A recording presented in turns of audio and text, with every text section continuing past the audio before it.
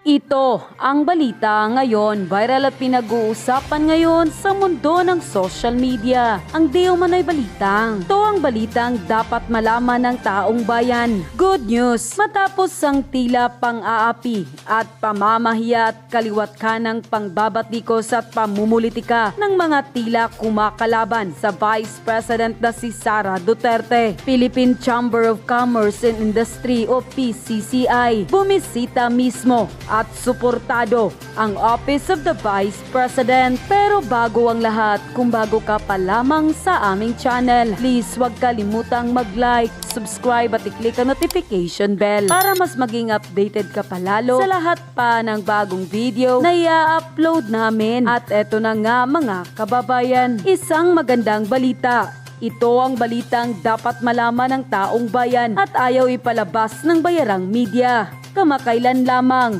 naglabas ng balita ang Vice President na si Sara Duterte sa kanyang official Facebook account. Ayon pa sa kanyang Facebook post, courtesy call of Philippine Chamber of Commerce and Industry, PCCI, Office of the Vice President, Mandaluyong City. Isang karangalan na personal tayong binisita ng mga opisyal at board members ng Philippine Chamber of Commerce and Industry sa Office of the Vice President noong nakaraang buwan upang personal na maimbita sa kanilang Philippine Business Conference and Expo. Ang PCCI ay isa sa pinakamalaking organisasyon ng mga negosyante na mayroong mga miyembro sa lahat ng rehiyon ng bansa na halos binubuo ng micro, small and medium-sized enterprises. Sa unang pagkakataon na mabisita nila ang ating tanggapan ay may nabuti nating ipakita ang buong Office of the Vice President. Pinasalamatan natin sila sa kanilang suporta sa ating trabaho at opisina. Inaasam natin ang mas malalim na pakikipag-ugnayan sa kanilang organisasyon, lalo na sa ating programang Magnegosyo Taday, kung saan nagbibigay ang ating opisina ng pangunang puhunan at training sa iba't ibang organisasyon at individual upang mapalago ang kanilang mga negosyo. Mga kababayan,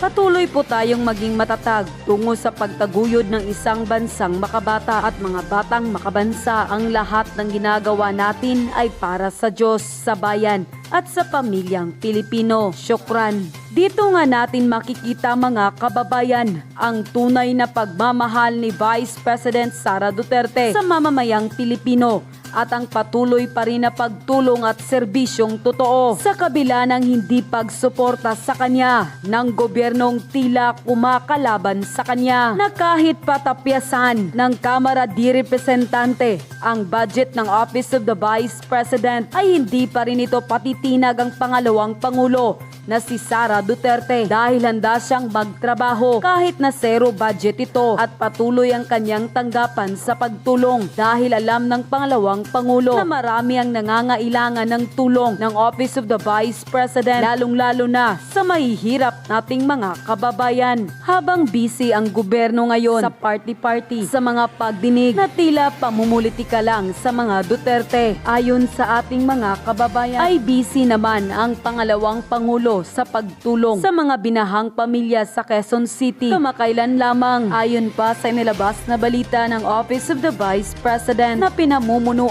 ni Vice President Sara Duterte sa kanilang official Facebook online o VP. Tulong para sa 5,000 binahang pamilya sa Quezon. Mahigit sa 5,000 pamilya sa 40 mga barangay sa Mauban, Quezon Province ang nakatanggap ng agarang tulong mula sa Office of the Vice President matapos ang pananalasang dala ng mga nagkakasunod na mga bagyo ngayong taon. Tulong para sa 5,000 na binahang pamilya sa Quezon na mahagi ang Office of the Vice President ng tig 10 kilong bigas sa 5,000 pamilyang naapektuhan ng baha dulot ng magkakasunod na bagyong Aghon, Karina at Enteng sa Mauban, Quezon Province ngayong araw, September 17, 2024. Sa pangunguna ng OVP Disaster Operations Center, katuwang ang Municipal Social Welfare and Development Office at Municipal Disaster Risk Reduction and Management Office, matagumpay na nabahagi na ng bigas sa mga pamilya na nagmula sa 40 na barangay. Unquote. Umani naman ang suporta sa taong bayan ng pangalawang Pangulo dahil sa kabila ng lahat na tila pang-aapi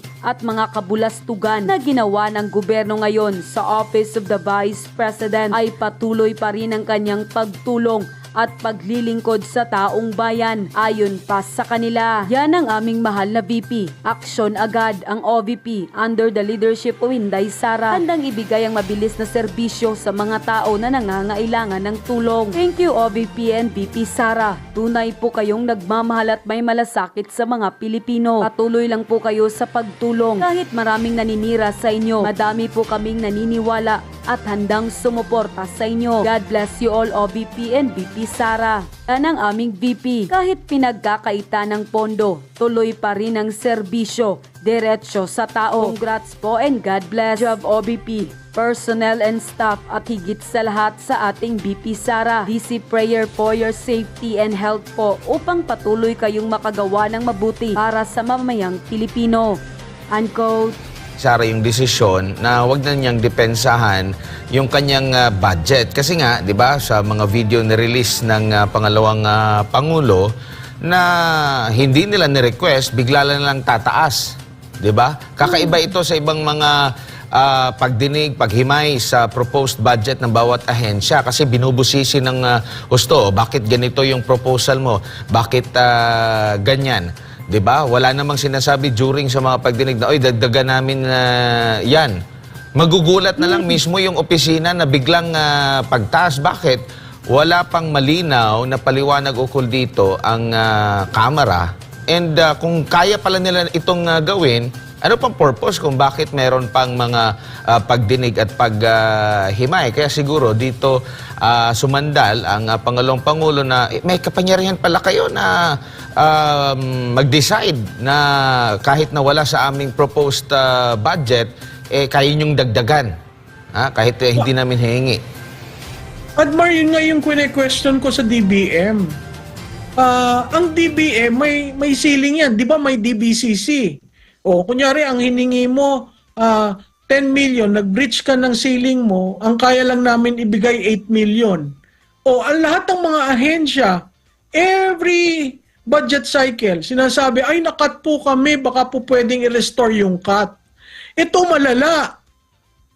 Walang line item, pinagsama-sama para may unprogram appropriation. At yung unprogram appropriation, yun ang kailangan nilang ilabas publicly. Kasi makikita mo, listahan lahat yan ng projects. Okay? Yung sinasabi natin pork, wala na daw pork. O, let's say, it's a list. No? Kaya nga nasa ahensya. At pag tinignan mo ang DPWH budget, lahat yan project ng mga congressman at senador.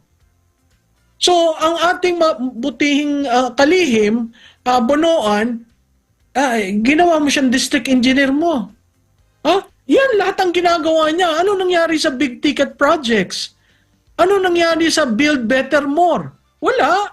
Walang maituro kasi nawala ang pondo. So ang tanong ko, Mr. President, alam mo ba talaga yung budget na lumabas? Ba't hindi mo vinito? Ano ang solusyon ni Speaker? Kunin si Congressman Recto dahil politiko maiintindihan yung dapat gawin sa budget. Ayan nga, ang PhilHealth. Ngayon, ang sinasabi nila, kasi pinambayad sa mga frontliners. Hindi ba dati meron yan allocation para sa mga health frontliners? Opo. Prof, siguro bilang na lang, yung naging debate sa pagitan ni Congresswoman Herrera and Congresswoman Kimbo. Dahil maganda rin yun na maipaliwanag kung saan humugot, paano ginastos na hindi naman intended para doon, parang hiniram lang at kung gagamitin na nila yung pondo, pwede naman daw na nakakalito. Prof, anong masasabi mo dito? Alam mo, Admar, sa akin ang tingin ko doon malversation eh. Kasi maganda yung tanong nagulat ako doon sa plenary, yung umpisa. Matitika sa mga tanong. Nagsimula siya sa savings. Ilan ba ang nasa-save? At nasaan? Saan yan ginagamit? Ba't hindi nyo sinasabi? Tama yon. Kasi power of the purse. Hindi lang yung gastos, pero yung savings. At pag linagay mo sa one fund concept, ang laki nun. Ha? At pag malaki yon, ang sabi nga ni Congresswoman Kimbo, hindi ho natin pwedeng ibaba yun kasi mabibilaukan lahat ng agency. Sino nagsabi sa'yo kunin mo yung savings? That's one.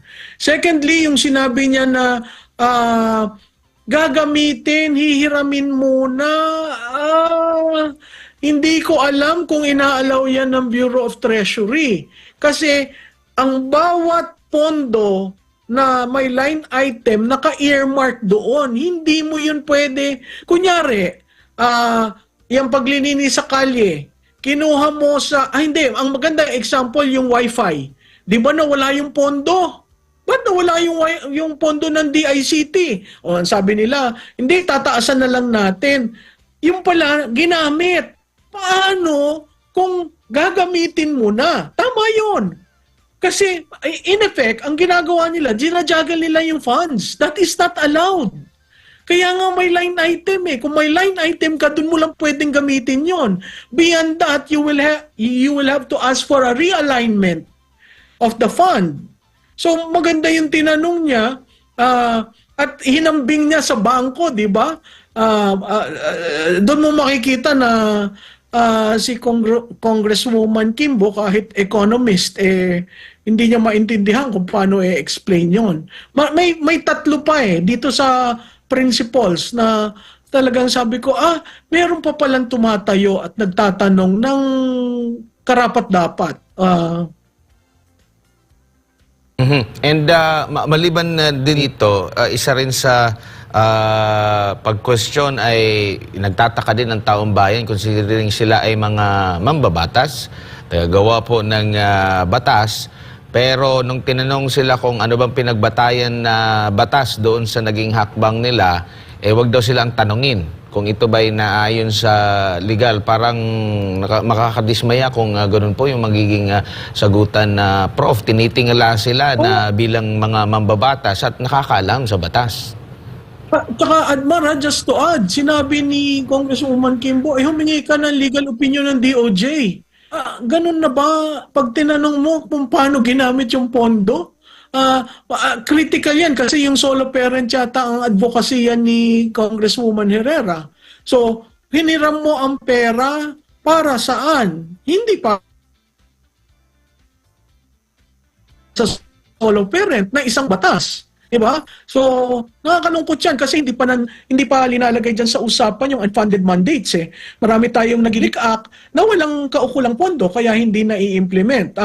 Two examples. One is a library in every municipality and a daycare center in every municipality. Those are Republic Acts already. 3 Congresses ago, until now, walang budget doon.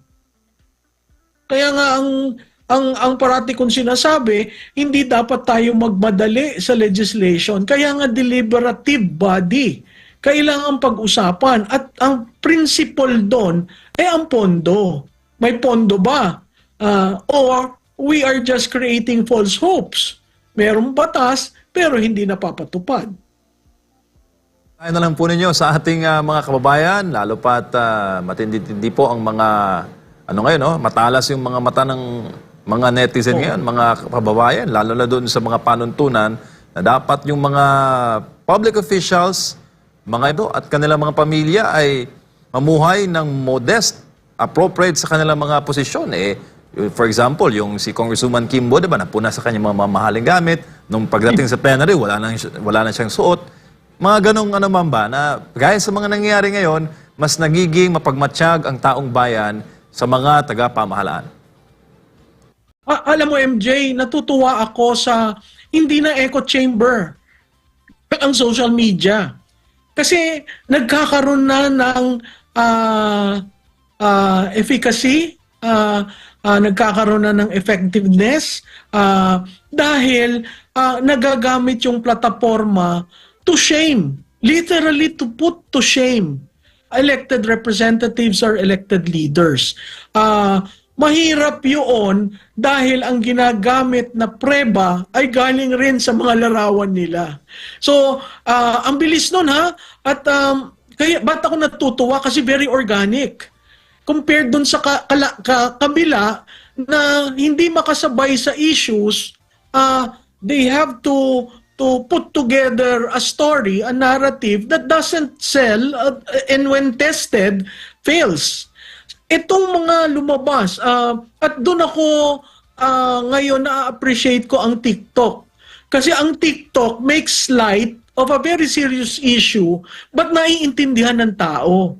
So, yung activism na hinahanap natin, buhay na buhay, sa social media, at ako'y natutuwa dahil may mga grupo at mga individual na talagang nakaka-connect ng points, no?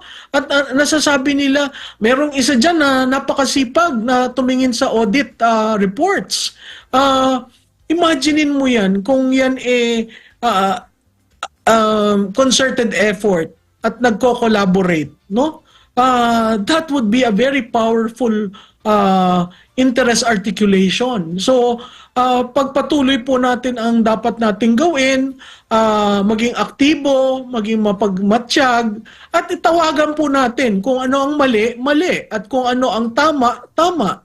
At diyan po natin makikita at mahuhusgahan ang ating mga hinalal. At saka po, maging alert na tayo, papasok na po tayo sa political season, magtulong-tulong po tayong kilalanin ang bawat isa. No? Kung ayaw nyo yung mga nakaupo, alsin nyo po. Yan ang power, yan ang kapangyarihan ng botante. Huwag po kayong matakot, sama-sama po tayo, bayan po natin ito. Maraming salamat, Prof, sa inyong oras. At yun na nga mga kababayan, ano na ang masasabi mo? Kung mayroon kayong hinaingat komento patungkol sa balitang ito, please comment down below. Pag-uusapan natin yan sa comment section. At kung nagustuhan nyo ang video, ay huwag kalimutang mag-like at i-share na din para mas marami pang makaalam at umabot ito sa marami sa ating mga kababayan. Maraming salamat po!